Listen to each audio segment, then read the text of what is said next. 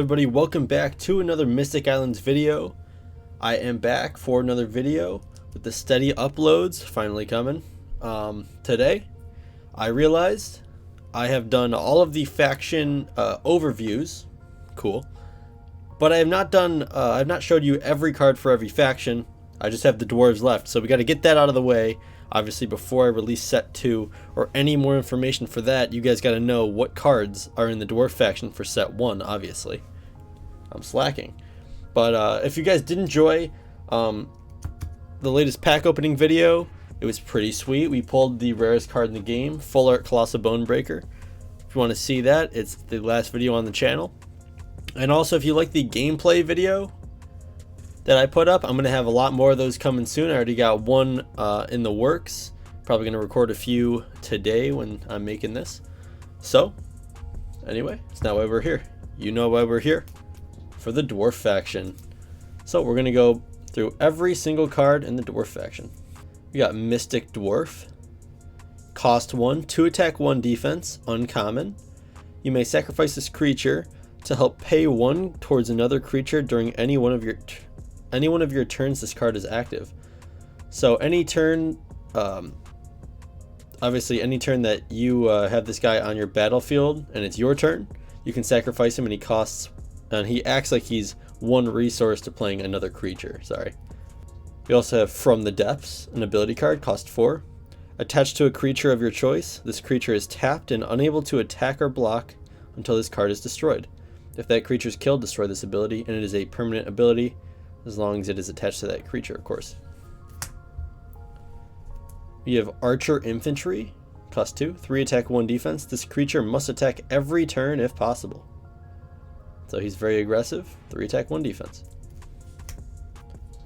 This guy, sneaky powerful, very good. He costs 5, 6 attack, 4 defense. He has the Idle skill and the Obstruct skill. So Idle means he is not affected by ability cards whatsoever. And Obstruct means any damage you throw at this guy, if it's more than 4 damage that he can take, it won't bleed to your health, it will just dissipate into nothing. So he's very useful there. We also have Gadney the Warrior, the first rare for the Dwarf Faction in set 1. Cost 7, 7 attack, 7 defense. When casted, put a +1 attack, +1 defense counter on target creature that's not him. So when you play him, you got to make sure you have a creature out so you can buff your own creature. Instead, you'd have to pick a creature that's not yours if you don't have any more. So that would suck, but for the most part, he's a beastly card. Also huge, and he has Obstruct as well, so he doesn't let damage bleed if he's killed. Second rare for the dwarves. Magni Bronzebeard costs 7 as well, but he's a 6 attack, 8 defense, beastly defense card. When casted, target creature worth 1 is banished if possible. So, say your opponent has a grunt goblin, you don't want to kill it, because when you kill it, you take 4 damage. Oh, just banish it instead. It doesn't die, and it is out of here. So that's sweet. Then next we got the leader for the dwarves, King Grundy.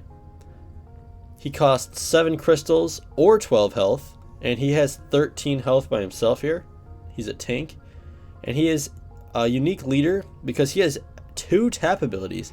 So you can tap him to either give target creature +2 defense for this turn only, or tap him to draw a card. So you don't tap him and do both. You either tap for one or the other, but still the versatility there is pretty sweet.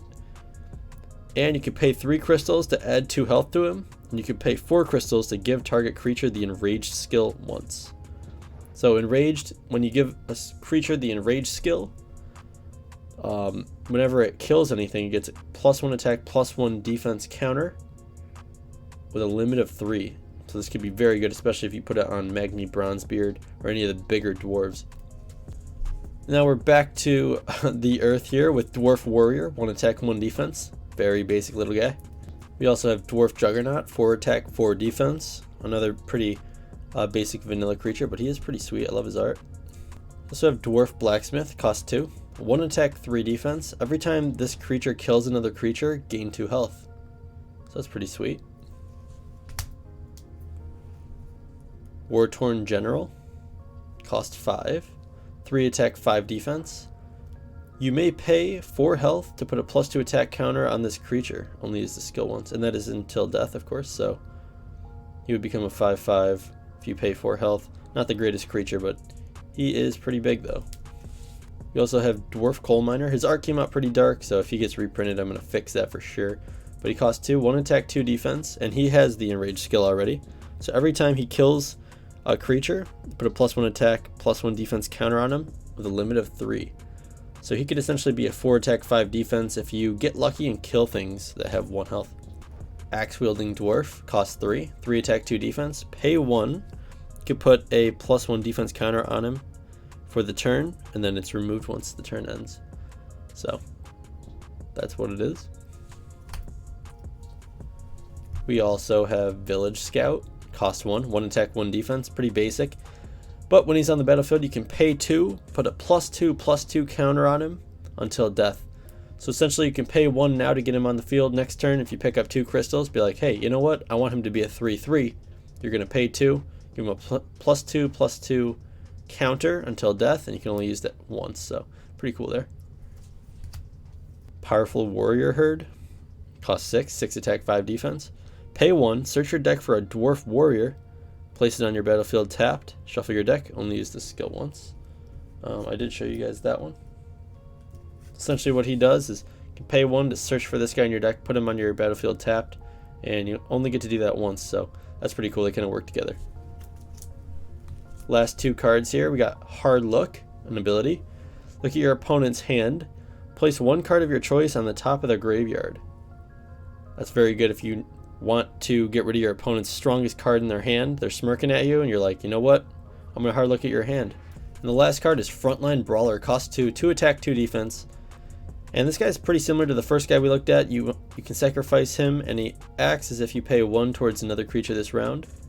But essentially, he costs 2, and he's a 2 attack, 2 defense instead. So the other one's a little bit better because it's cheaper. And that is what it is, though. He's pretty sweet. I like his art. But yeah, thank you guys so much for watching once again. If you guys do want to get any of these cards, I do have starter decks and booster packs. Also the resource packs as well on the Game Crafter.